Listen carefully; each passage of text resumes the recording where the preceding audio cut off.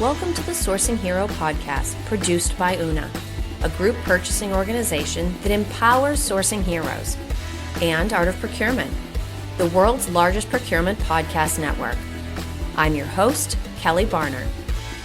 The goal of the Sourcing Hero podcast is to capture the epic stories of people who are rising up and beating the odds to create exceptional value within procurement, directly from those heroes themselves.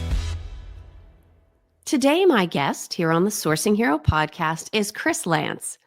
Kris is a senior director at Una, a group purchasing organization that provides the Sourcing Hero with its home. Kris joins me every month to tackle a current news story or topic of interest from his own point of view. So, hi, Kris. Happy New Year, and thank you for being back. Happy New Year. Going to be an interesting one. Happy to be here. We should, one of these days, if we really wanted to surprise everybody, we should record the conversation we have before and after the conversation that we record. Yep. But easy to say, there is a lot going on this year. And in fact, this year, 2024, is the year of the dragon. So today, what we're going to do is we're going to tackle three major news stories that are all related to China. They're an enormous force, both socially and economically, on the world stage.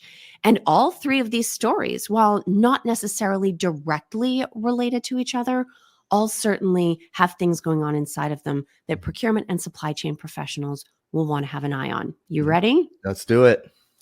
All right. So we're starting with a big one. China's New Year's statement about unification with Taiwan. So this goes back to a statement made by Chinese President Xi Jinping, and it's a little bolder in tone than what we've heard in years past. And the interesting that came across in this statement is that the government releases both a Chinese version and an English version to the media. Now, the quote, according to an article from Axios, in Chinese but translated into English, is, "The unification of the motherland is a historical inevitability." While on the other hand, the officially provided English translation of that statement is, "China will surely be reunified." So I'm curious from your perspective, Kris, the difference between these statements, how seriously should we take them, and maybe which should we look to for a more accurate sense of urgency? Yeah. So first of all, yeah, I think they're extremely serious statements, but I do think it's interesting that there's the same statement has just slightly different wording, because for me, in these situations, every single word matters. And so the fact that it was translated in such a way in the English version, I would argue, knowing how it will be disseminated, like, I think there's a message there. So how seriously should it be taken? Extremely serious. For me, it's I've always subscribed to the thought of, like, when people show or tell you who they are or what they will do, it would behoove you to listen. Yeah. So I don't think these are empty threats. I mean, especially if you look at the economic moves that they're making alone with their banks, then you know this isn't a bluff. I'll say it this way. I mean, the reality is if China moves on Taiwan, let's say this year, and we find ourselves involved in that conflict, supply chains will be disrupted like we have never seen. And I say that knowing and taking into consideration specifically the last 5 years. I was reading, I forget who the article was, but the number I saw was that a China-Taiwan conflict would decimate the global economy to the tune of $10 trillion. Wow. And so then it's like, wow, so the economics are serious, but the reality is Taiwan is a critical player for both countries as well. And then I think if you look, I mean, our economy is doing quite poorly right now. And if you can even wrap your mind around it, China's is even worse. Yeah. So look, what's the one thing that can save a country from economic troubles every single time? War. Yes. War every single time. So if we look at history, I don't think this is posturing at all. I think if we really take a step back, wars aren't always hot. Has it already started? And so, again, I do think it's more than posturing. I think that when the leader of such a powerhouse of a country is saying things like this, we have to pay it mind. So, Well, and sometimes it's interesting to put things into context, right? Like you say, okay, did you say $10 trillion, right? Would be the Yes. impact to the global economy, Chinese-Taiwan conflict, right? So here's where I think, okay, I mean, I'm terrible at math. So I'm almost like, okay, Rain Man's approach, like how much does a car cost? Like $1. How much does a candy bar cost? $1. So let me put this $10 trillion into context based on another story that's Mm. big in the news right now, Mhm. which is, of course, all of the attacks on freight vessels moving through the Red Sea Right. to get to the Suez Canal. The Suez Canal, every year, total freight that passes through it, $1 trillion. So you think of all those massive ships with the containers piled way up high. Mm. In a normal year, all of the ocean freight that passes through the Suez Canal, 1 trillion. So we're talking about 10 years worth of Suez Canal freight passage simply associated with one conflict. Wow. So, I mean, it's like when people compare things to, well, how many football fields is that? Right. Because measures can be hard. Yep. I mean, $10 trillion, you almost might as well say bazillion, gazillion, Right. like Yeah. it's such a big number. Mhm. We just simply don't want it to happen. Right. And of course, we saw just a couple of weeks ago, Taiwan had their closely watched presidential election. Mm. The candidate that came out on top is one that's willing to take a defensive posture against China, which is not what China wanted. Mm-mm. And so they've made additional public statements since this New Year's one about what they think is going on in Taiwan. And I mean, business knows this better than anybody. China is an enormous market, but the opportunity to play there is not free. And Right. whether it's needing to get along with the government or giving up IP, the total cost of actually collaborating with or profiting from markets in China, that is not a simple trade-off decision to make. No, not at all. Not at all. Now, we talked about the New Year's Eve statement and then, of course, the elections. Now, if we stay in that same time window, this actually brings us to our second story, definitely related to China, but this time Taiwan's off the hook. So just one day after President Xi made his statement about reunification, you can pick whichever tone of translated statement you like, a man named Jimmy Lai pled not guilty to national security crimes in his trial in Hong Kong. So if people haven't heard or read about Jimmy Lai, he's a pro-democracy businessman who founded the Apple Daily. And that was a newspaper based in Hong Kong that was advocating for free speech as China moved in to increase their control of the island. Mm. And you say, okay, what do you need to do to get access to a market, or what form of government does another country want? It is so easy for us to forget, sitting here in our comfy seats in the West, how much we have that should not be taken for granted. So Lai says that he was participating in a lawful protest.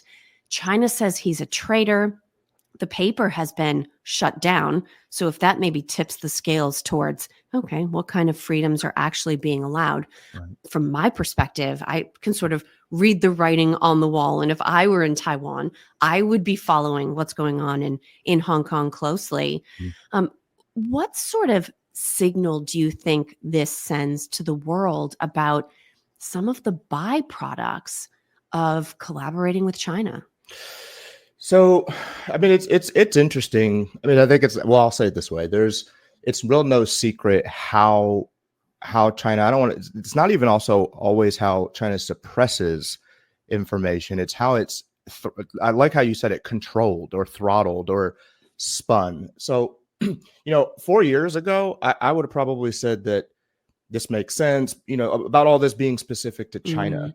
Now, I think it's more of a reminder of the freedoms we have in general, and how they're never more than like one generation away from not existing. So for example, let me just shift the light off of China to the US and then I'll go right back. But there's a very similar dynamic going on. I don't know if anybody knows the name, but there's a US journalist, Gonzalo Lira, who was killed in a Ukrainian prison for trying to expose what was going on over there.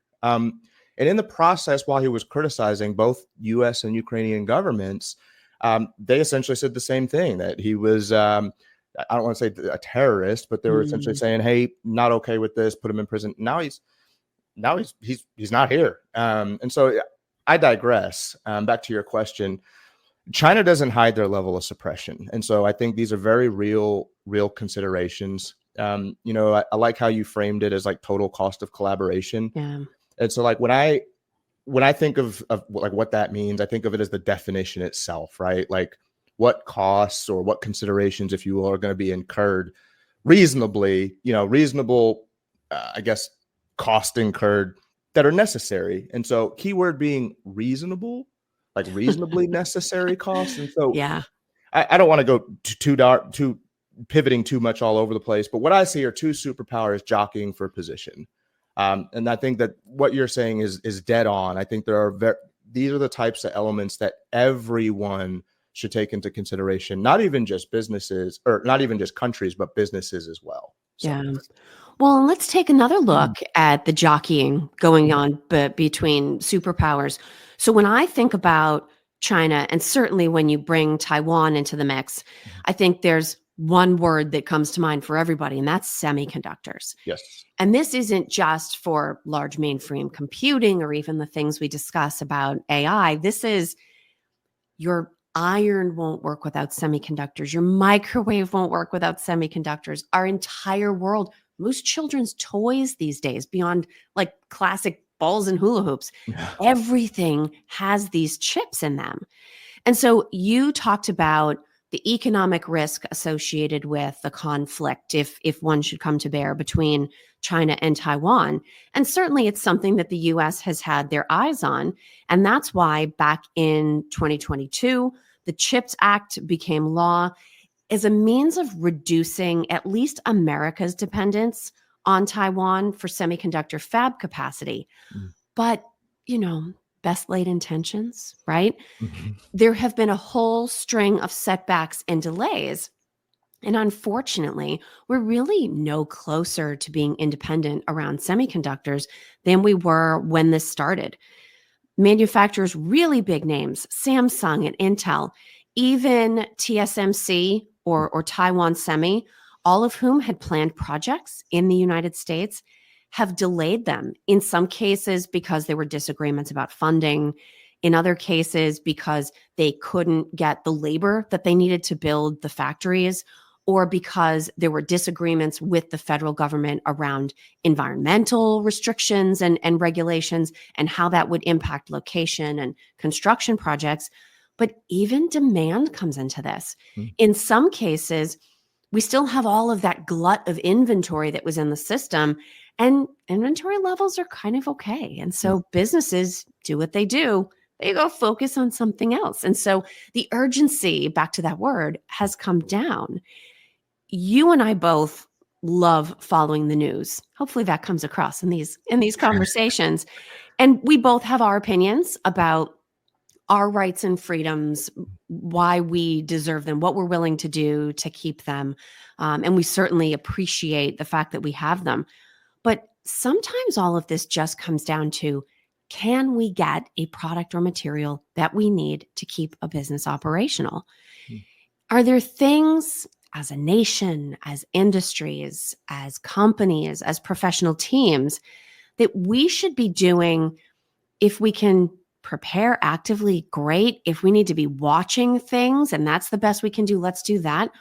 How should we all keep a presence of mind as we look at these headlines and then turn our heads or take a commute and go back to work and look to apply what we've noticed in our jobs?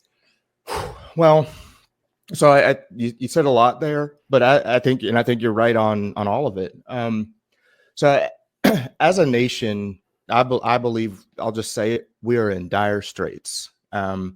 We need we need to make America manufacture again. That's what I'll say. A fun new acronym was slipping M in there. But seriously though, we are far too dependent on others, other countries, other regions. And I think we need to bring those elements or those things back to the US. To your point, I do think big changes need to be made and fast, and maybe I'll say reverted is maybe even a better word of saying it. But like you just outlined, that's going to take time. And it's time I personally don't think we have, as a country, not if we want to avoid crazy levels of disruption or costs or essentially our way of life as we really understand it today. So I would argue, especially some of the names that you were mentioning, those are massive companies. So Huge companies. I would say, companies like that, they should have been preparing long ago. I mean, I think even you and I saw some of these things coming way down the pipeline. So these well-established organizations, they should certainly have a pulse on these impacts too, and maybe they do, right? Um, all the things I really want to say that they're going to sound like an election campaign or something super cringy, but the reality is we need to make America strong. We need to put America first. I say that being American, but it's no secret. I think the world, even outside of just the economy, the world seems to do better with a strong America. And so, yeah, I think everything you said, you absolutely nailed it. I think there's a lot of things that we can be doing, and they're not necessarily all new things either. It's kind of like that True. back to basics, if you will, Absolutely. Mhm. Now, usually as we wind these conversations, we talk about heroism. And I think we have an interesting opportunity today to do something a little bit different. So we talked about the fact that this is the year of the dragon. And I mean, anybody that's been shopping anywhere, you've probably seen very cool design things with sort of that visual on them. But I was curious. So what is the cultural association or meaning that goes with dragon? So I looked it up, and what I found is that in Chinese culture, the dragon represents good luck, it represents strength, and it represents health. And based on everything that we've discussed today and loads of other things we couldn't possibly have time to get to, Mhm. my guess is that in 2024, we're going to need a balance of all three things to make it through the year successfully. Any advice, Kris, that you want to share either about how you would prioritize luck, strength, and health, or where you're focused at the outset of the year to hopefully at least make it through this one and find out what the next one has in store for us? Right. Well, I'll say I do hope all three of those things are on our side. I certainly wish that for you and all of our listeners. Um, hmm. So I've never been a big believer in raw luck. Oh, good, Kris. I was so hoping you were going to. I, I but wouldn't I have said anything if you'd said, like, I put all my coins on luck, but yeah, but so I just believe in improving your chances through, whether it's effort, prayer, yeah. practice, consistency. But one of my favorite quotes is, hope isn't a plan. Yes. So, you can't do much with that. I will say health and strength, however, you can. I think physical and mental strength go hand in hand. So for those who haven't listened to kind of our tough times podcast, we kind of Yes. went into things you can do, like wink, wink, cold showers. But I guess what I'll say is if you're in a position to introduce yourself to adversity that you can handle on your terms, do it. Mm, I think you'll come out stronger for it. And again, with these themes we're touching on today and the ones we just don't have time for, it just sounds like wisdom. Because yeah. no matter if you're weathering a storm or trying to rebuild after one, or preparing for one, right? Learning to be comfortable with being uncomfortable will help with any journey. And I'll say it this way. I think I would argue it will help you, help give you the steam to create your own luck. How about that? Yeah. Or improve your own chances. So, I think that's fantastic. And I would sort of be remiss if, from my perspective, the first thing that comes to my mind is a little bit of Nietzsche. That which does not kill you makes you stronger. there it is. And so I also wish strength and health and a little bit of luck now and then to everybody that's listening in. Mostly, I'm glad that you found us and you joined us to listen for the conversation. Kris, if people are just meeting you now, what is the best way for them to get in touch with you if they want to discuss this conversation or just learn more? Well, I am on LinkedIn. I try to be pretty active on there. So I'm just Kris with a K, Kris Lance on LinkedIn. Alternatively, you can go to our website. It's una.com. And if you go to About Us, you can see me out there with the wonderful people around me. Those are usually the two best ways. But if you have like a really specific question or want to set up a time to connect and talk, you can email me at Kris at una.com. That's great, Kris. Let's do it again next month. Let's do it. Thank you for listening to this episode of the Sourcing Hero podcast. Join us again next time for more true stories of sourcing and business heroism performed by your colleagues and peers. Look for the Sourcing Hero wherever you get your podcasts, and don't forget to subscribe. Finally, don't forget, sourcing heroism is taking place all around us every day. Keep your eyes open and you're bound to see it. Until next time, I'm your host, Kelly Barner. Stay well and always remember that you can be a hero too.